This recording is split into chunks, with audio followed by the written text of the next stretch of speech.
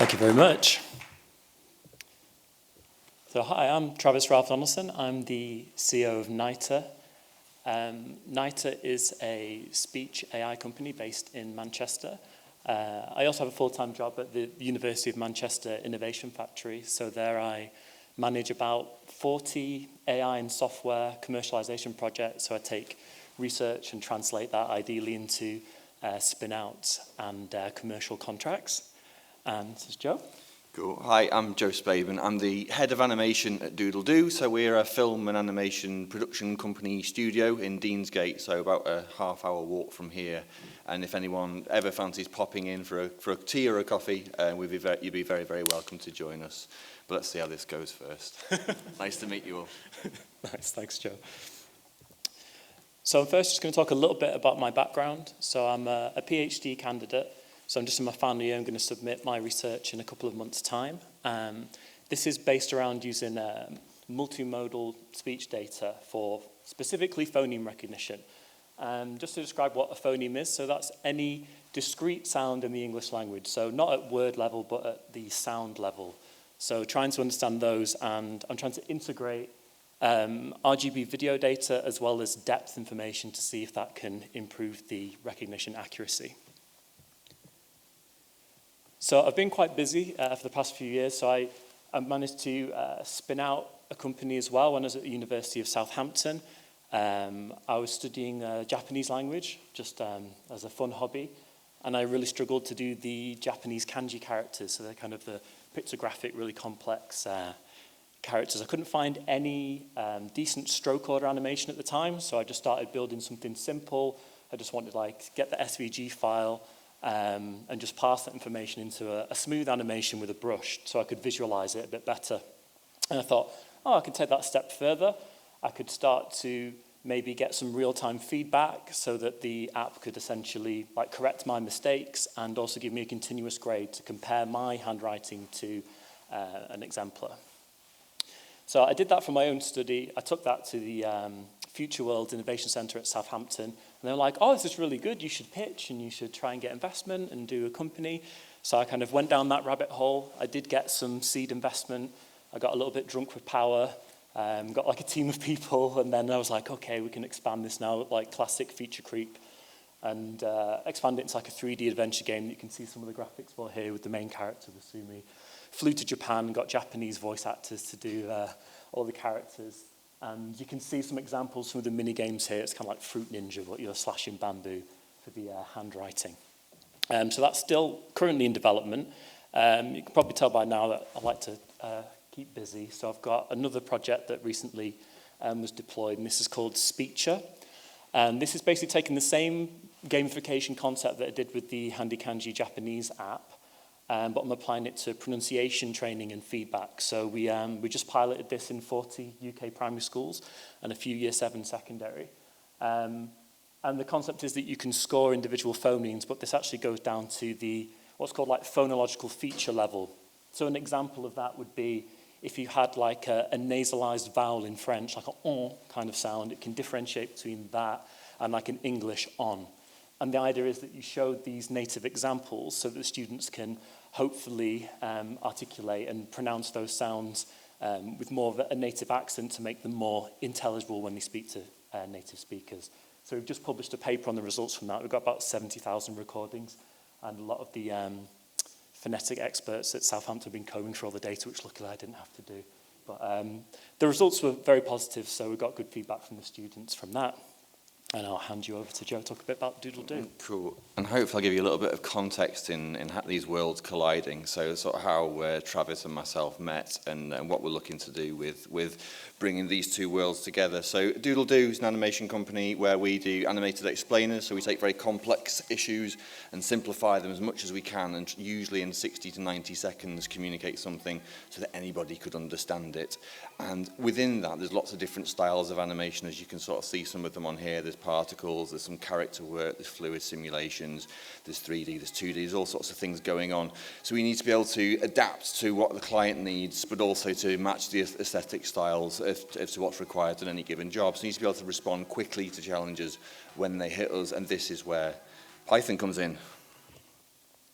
So why Python? Why on earth are we using Python in an animation company when we could just be clicking on buttons and drawing shapes and doing the fun, pretty stuff? Well, Python has been an incredible tool for us. I've been using it, I thought, when I was talking to some of you earlier this week, it had been a few months of using Python. It hasn't. I've actually been using it since 2002, I was reminded earlier, when I didn't realize I was using Python. In about 2006, Maya, 3D software that we use, added Python to its repertoire.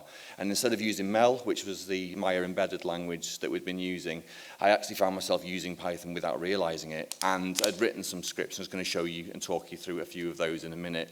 But some of the examples of things that we do with Python are really cool. And in the big picture is that what a lot of these do is to remove repetitive tasks, the things that we've got to do but we don't really enjoy doing and don't add a lot of value through the repetition, or things where there's mechanical animation, lots of moving parts that need to synchronize together. And again, doing that with keyframes and graph creation is quite time consuming when an automated task does a better job and a lot quicker as well. So we create controls for things like fingers. You move your finger on your hand, you'll notice there's 3 bones in each of them. Unless you've broken your finger, then you might have 4 or 5. What we do is we'll create controls that go on the back of the hand. So one slider will make a finger curl, and then that reduces that job by 3. So that would save a job there. You do that on a whole hand, and you've just saved yourself 15 times the amount of work that you would do there. Maths is right, yeah, it is. But this is amplified through the rest of the character, so that's really cool. Reverse foot roll rigging, which we're going to have a look at.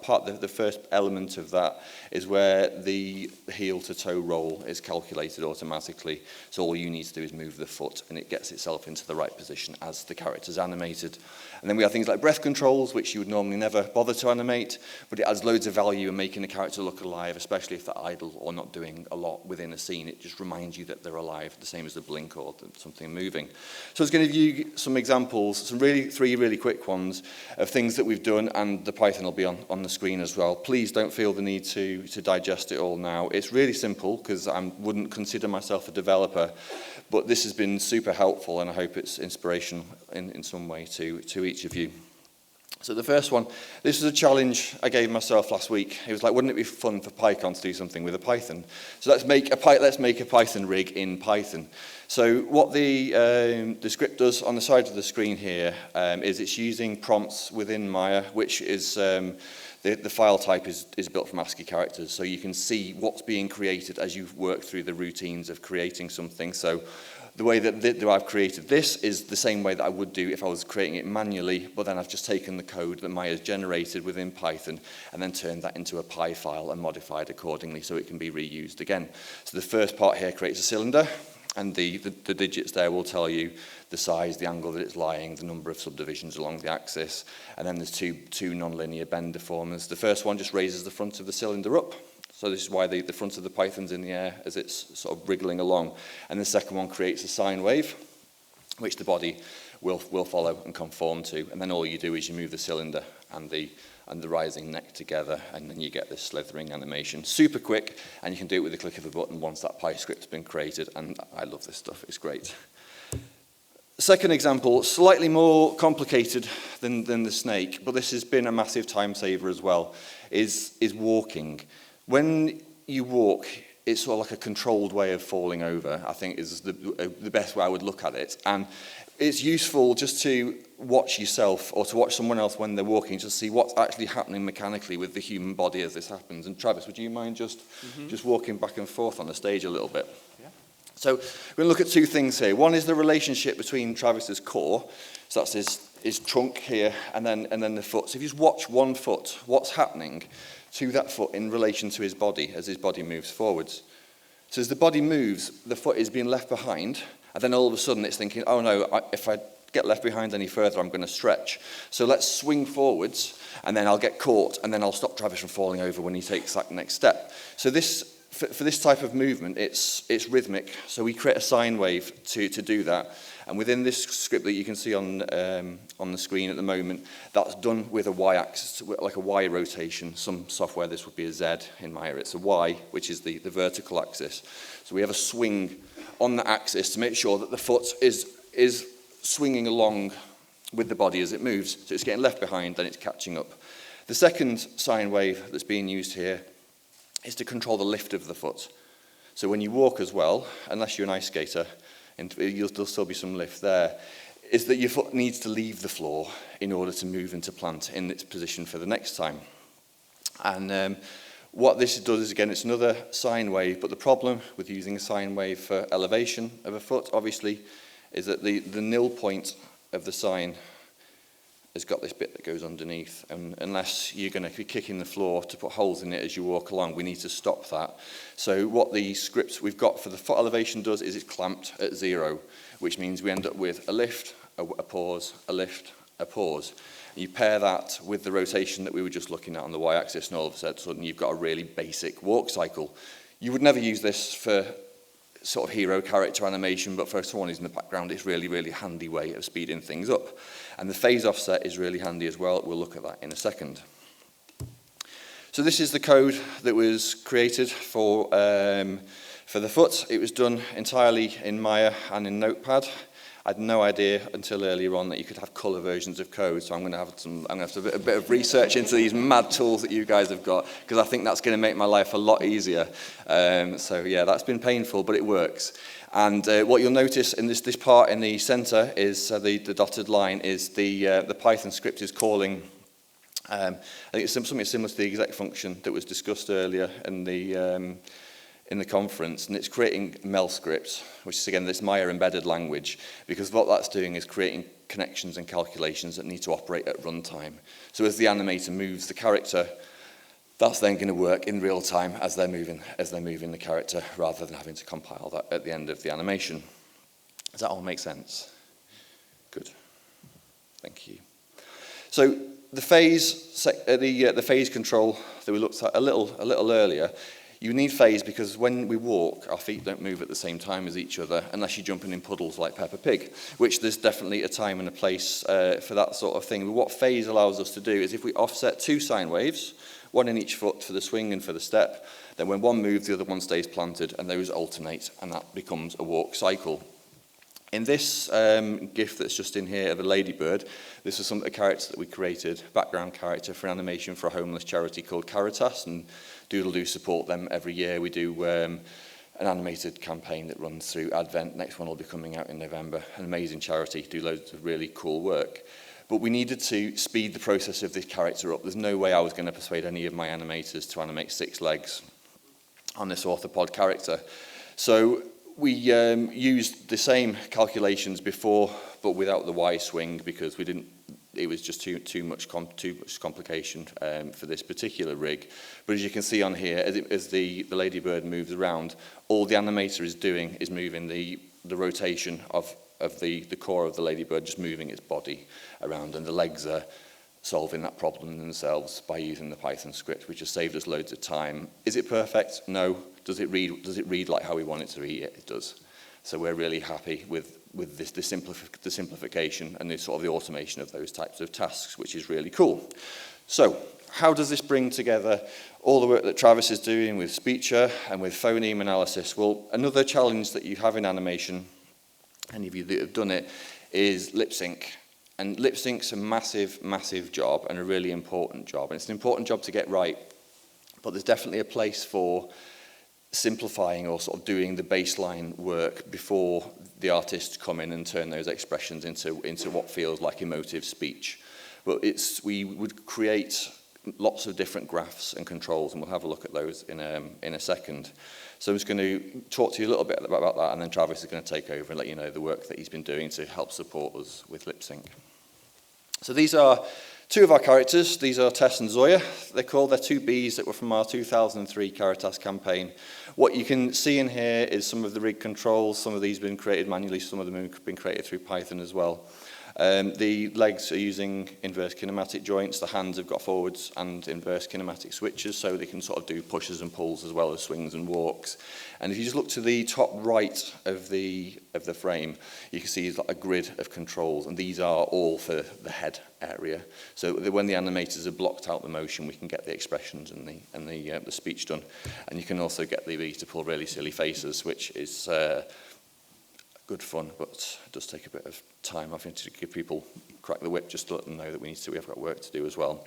But as you can see in these controls to the left, so we've got antenna controls. They're scripted for rotation, so the antenna can flop forwards and backwards and sweep left and right. So as the characters are moving round and swaying, we get a little bit of follow-through motion, which is really nice. The eyes, and we'll see these in motion in a minute, that chooses the direction that they're pointing in. We can use constraints as well. But for the type of animation that we're creating here, which sort of feels a bit more akin to stop motion, we like to do this manually. And then there's blink controls, mouth position. So if you want them to talk the mouth over here, we can just slide the mouth. The jaw, really important for speech, unless you're a ventriloquist. And then we've got the phoneme sliders to the side. And you'll notice with these characters, it's a really limited vocabulary of mouth shapes that we want them to have, because we don't need the level of complexity that you would do with a human head. So this is Benson. He's a bee from one of our latest campaigns. The big addition this year was eyebrows. We're really, really proud of the work that we've done there, and these can go up and down and change shape and all sorts of stuff, which is really good for supporting expressions. But what I'm trying to demonstrate in this slide is just some of the shapes, and these are the extreme shapes that Benson can do with his mouth, and by blending these together and mixing it with jaw movement, what we end up with is speech. And this is what it looks like for our animators. So the character that's singing in the scene here is controlled by the controls in the bottom left corner of the screen, and you can see as the playhead moves through, hopefully you can see the synchronization between his mouth, the controls, and the graphs on the right-hand side. So as he's singing, there's no audio on this because it's a GIF, but the video will be released in November, if you can wait that long. There's only 4 sliders that are being used to articulate the movements in here. Some of them are because it's phonetically the right shape that we want for that type of speech. Other parts are because it looks more accurate. So there's a bit of a trade-off with the sculpts and the way that those characters are built. But for the animators to be able to build and to sculpt those graphs with visual controls is a lot quicker. It's a quicker way of working, but it's not quick enough. Because what we would love to do with lip sync is to move into international reversioning, like en masse, which would mean if we were to create the same animation for an audience in, say, Korea, where the voiceover art is being recorded by a Korean artist, well, none of my team are going to understand Korean or even understand what those mouth shapes should look like for that to be an accurate representation of that dialect, and the same for anything else. And we want all our audiences to feel like they're the first audience. They're the audience that came to mind when the animation was created. But in order to do that, it's a lot of rework, or we look to do something as an automation, at least to start that off, which is great. So, last slide from me, almost. Audio amplitude, really, really cool driver. We can get data straight from audio amplitude. So this sequence that you've just been listening to there, the graph that's been created, this was done in Adobe After Effects, really simple, takes the loudness volume and turns that into a graph. So the low points are where there's not much noise, the high points are where there's lots, and you can obviously make adjustments to the audio file itself, or you can clean the data once you've done the recording. This is useful in some cases, but not many. Certainly doesn't have the flexibility that we need within the characters and these bees. The type of thing that you could use it for is Cookie Monster, and we need a little more complexity than that for what we're doing here. So on that very note, I was going to hand back to Travis, and he's going to let you know what the future holds for the animation that we're doing in lip sync. Thank you, Joe. Okay, so this is the solution that we've come up with so far. So Waveface essentially is it's a web-based application. The idea is that you just take your audio from your voice actors as input, and then we've got a model that will output animations that you can then import into the animation studio of your choice. We want it to be kind of more open and agnostic to different platforms, so that's why we chose web. But another cool aspect of that is that the actual models are optimized to run on device. So what this means is that you download the AI model once, it's cached into your browser, and then all of the data is secure, so it never leaves your computer, essentially. You don't upload it to a remote server, which is great for security purposes as well. You don't have to worry about where your data's going. And I think that this is quite important in terms of scalability, because rather than kind of having to host your AI models online, now you can scale them to millions of people and they only have to download it once. So that was something that we were kind of keen to explore. This is something that transferred over from speech. We used similar kind of on-device AI inference process for that, which we transferred to this. Another aspect of this is sovereign AI. So you may have heard there's a kind of a government initiative to try and develop more in-house local AI technologies in the UK. And this is to reduce dependencies on things like ChatGPT and the US and China and other countries so that we can kind of develop our own cutting edge technologies. And it's fantastic to do that in collaboration with Doodledo in Manchester as well. A key part of this as well that we're going to talk a little bit more about at the end is we have an ethical framework here. There isn't a lot of regulation around AI. As you can imagine, it's a bit like the Wild West at the moment, people scraping people's data, people stealing content creators' work. So we're very mindful of this, and we make sure that all of the data that we use to train our models has been ethically sourced, and essentially everyone that has contributed that data has explicitly consented that we can use it for that purpose. I think that's fine for a kind of an introduction. The basic processing. So idea is, for this version at least, audio goes in, phoneme transcription, which is basically what I alluded to earlier, which is the discrete sounds in English. They want to transcribe those into phoneme symbols. Then it does what's called a forced alignment, which is essentially just finding the acoustic boundaries of each of those sounds and trying to accurately map them to a timeline. And then, I mean, there's quite a lot of complexity in just getting that to an accurate level, so that's probably where most of the technical barriers are. And then we try to sync that to the actual anchors that Joe's shown you before with these different viseme shapes that are going to fire off as the animation plays. And then the last part, which is a key part of what we're hoping to develop in the final product, which essentially it's dynamic, so that rather than just when we output these animation frames, you can adapt it so you can have your Cookie Monster at one side, so you can have something that's relatively simple that's able to just activate the alignments with the jaw primarily, all the way up to your kind of cinema-ready, photorealistic 51 blend shape rigs, which are usually the kind of default standard. Because one of the main reasons that we first started collaborating together was that this was a key issue, that people weren't able to deliver something that could adapt to these kind of bespoke cartoon rigs. So this is a key part of what we're developing. It's also been invaluable working with Doodledo, because essentially these guys understand animation much more than I ever could, and they can feed back and we can iterate. So they have their own pipeline. This is an example of the Python plugin that we developed, so that you could easily import the animation from that web app. You can do simple things like change the frame rate and tweak which blend shapes and which anchors are going to fire. But also, because they're using this type of tool every day, they can tell me, well, it'd be great if we could add another waveform here and we could map it and we can fine-tune it, because we always want to keep humans in that development process, because that's how you get much higher quality animations. Just to finish, I think there has been a paradigm shift recently with the use of people's data and AI. We have some bad actors, like we've had recent cases with Zoom. I don't know if anyone was aware of that. There was a few things that came out where people thought it was end-to-end encrypted, but they're actually recording everyone's videos, and then they updated, they updated the terms and conditions so that they own all of the video data. So when you're having a private conversation with your family, they can take all that. They're allowed to train AI models. Most people didn't even know they'd updated the terms and conditions. This is the polar opposite of how we want to operate, essentially. A nicer recent example is someone like YouTube, which now when you upload a video, it gives you the option to explicitly consent to use that data for AI training, and it's not ticked by default. So that's definitely a move in the right direction. And the nice thing about when we're looking for the actual contributor's explicit consent for this data, it actually pushes you to find more high quality sources and actually go out and record your own data and use nice things like 3D cameras and get higher quality stuff than you could essentially scrape from the internet anyway. So we're hoping that other tech companies will kind of follow suit in the future and kind of set that example. Thank you very much. So yeah, hopefully we can share more of WaveBase in the future when it's a finished product. Yeah. Anything to add, Joe? No, that's it. Thank you all very much. Thank you. Cheers.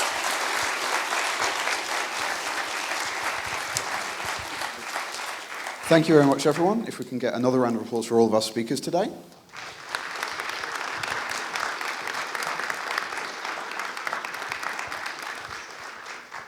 And we have about